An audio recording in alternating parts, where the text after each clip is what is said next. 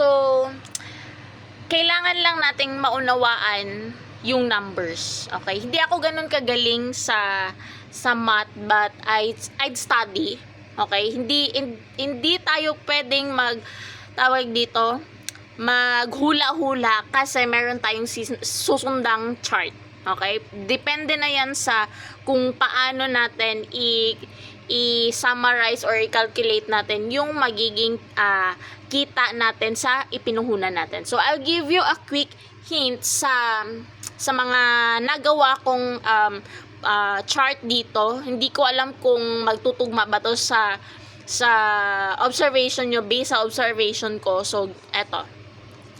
As you can see, wait lang ha, urong ko lang to saglit. Pakita ko lang muna yung pinaka-background niya lahat. Nandito yung okay, basahin ko muna sa taas, upper side, kung ano yung title niyan. Investment Growth and Revenue Projection Model. So, ito yung resulta ng pagbabago ng investment mo. Kung ano na yung nangyayari, it's either up ba or down ba that phase or year or buwan na pinuhunan mo sa product ko na mga yan.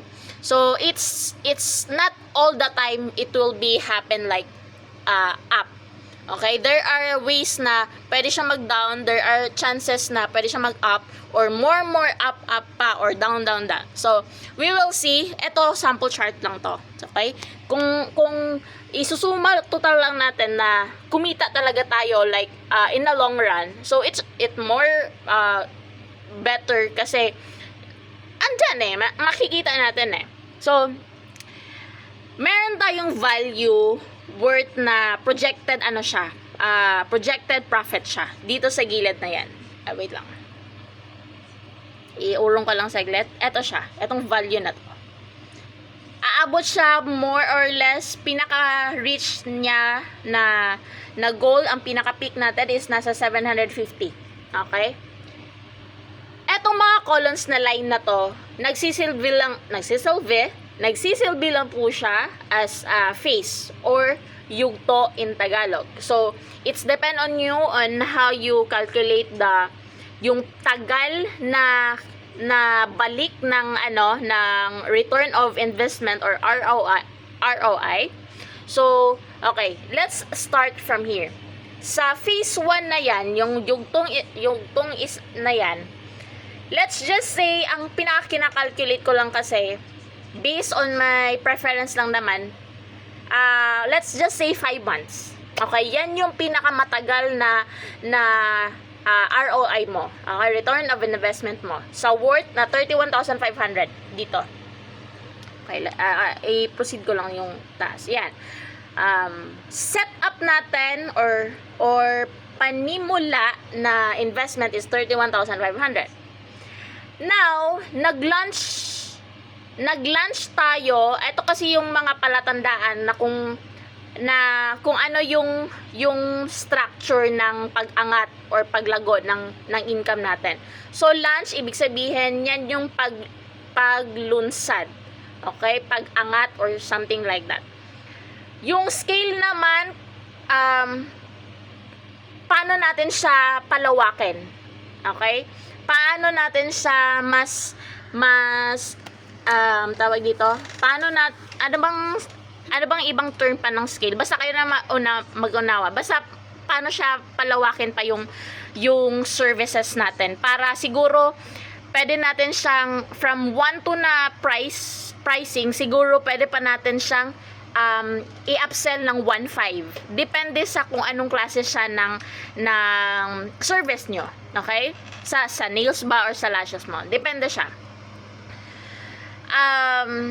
Expand, okay? Expansion or pagpaparami, okay? Depend on you kung from the first 5 month ng investment mo, for example, gusto mong mag-add ng another service like from 5 pieces, pwede mo siyang gawing like 10 pieces. It's depend on you, okay? Ano bang sunod? velocity, hindi ko na siya masyadong nakikita kasi medyo hindi ko siya, yung background kasi ng picture, hindi ko siya masyadong ma-zoom in. Yung mukha ko lang kasi yung ma-zoom in ko. So, yung velocity, so ibig sabihin ang nakasalin sa Tagalog is bilis ng pag-unlad. So, ano bang pwede kong i-summarize dito? Yung bilis ng pag-unlad, kung gaano siya ka in demand sa market. Yun ba yun? I don't know, but that's how I pag-unawa. Okay? Ganon yan siya. Peak. So, yan na yung chances na kung gaano kalaki yung itinaas niya sa market. But anyhow, ang color ng nasa column na to is, 'di ba, pa-up siya lahat. Okay? Kumita as in like nag-positive the whole year siguro. But and anyway, so sa phase eto kasi yung pinakita ko kasi dito is para siyang phase 1 pa lang. So 5 months pa lang yung ano. So it's either wait lang, sorry guys kasi mas preferred ko talaga na dito kasi mas wala akong mga kagamitan or chart na something na pwede kong pagsulatan, but I think this is more accurate sa atin. So 5 months. So ang pinaka ko dito is phase 1 until phase 2. For example lang to 5 months. So eto lahat yung kinita ng 31,500 na ininvest mo sa product ko. So magkano ang for example sa 1 whole month, for example, ang kinita mo siguro tumaas siya ng 35,500 na sa magkano? 4,000 siguro yung tinubo or 5,000. Then the second month, okay, the second month siguro mga 40,000 na yung itinaas niya. Okay, 40,000 yung parang in-upscale niya, pinalawak niya, pinarami niya, parang ganon. So in that first phase to second phase, okay, ang kinita niya is nasa worth 56,500. Kumita ba tayo sa ininvest natin na 31,500? Yes, of course. Yes, it is totally. Kung, eto yung question. Kung magaling tayo magbenta. Kung magaling tayo mag-alok ng service. This structure ng chart is for service, lang siya, service model. So, projected model lang siya. Ibig sabihin, yung ginamit mo yung item at, ginamit mo yung item, tas sinervice mo sa client mo. So, ito yung the whole phase ng kinita niya. So, I hope medyo klaro yun sa inyo. Then, I'm gonna discuss everything detail by detail para lahat ng mga investors ko, like, makikita nyo kung gaano siya kaganda once you try everything in my product. Like, oh my God.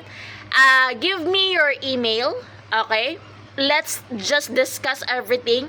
Maybe you want soon to meet me in person.